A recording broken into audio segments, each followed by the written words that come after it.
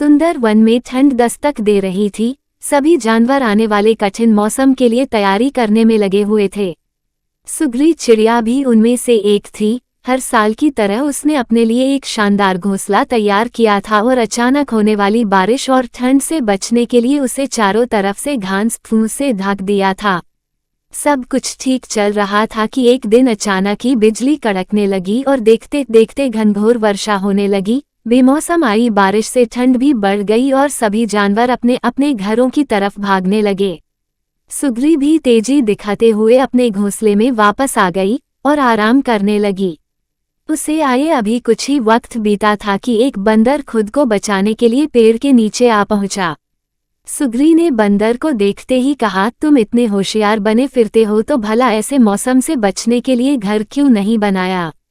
ये सुनकर बंदर को गुस्सा आया, लेकिन वह चुप ही रहा और पेड़ की आड़ में खुद को बचाने का प्रयास करने लगा।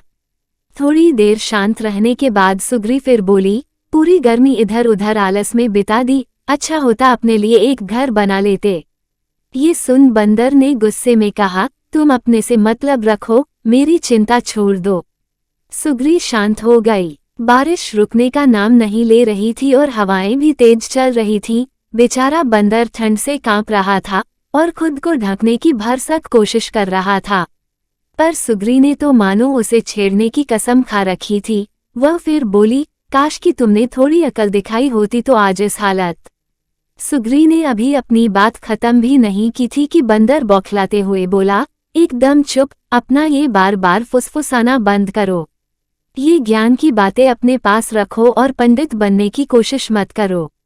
सुग्री चुप हो गई। अब तक काफी पानी गिर चुका था। बंदर बिल्कुल भीग गया था और बुरी तरह कांप रहा था। इतने में सुग्री से रहा नहीं गया और वो फिर बोली, कम से कम अब घर बनाना सीख लेना।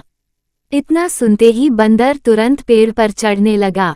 भले मैं घर बनाना नहीं जानता, लेकिन मुझे तो ना अच्छे से आता है। और ये कहते हुए उसने सुग्री का घोंसला तहस नहस कर दिया।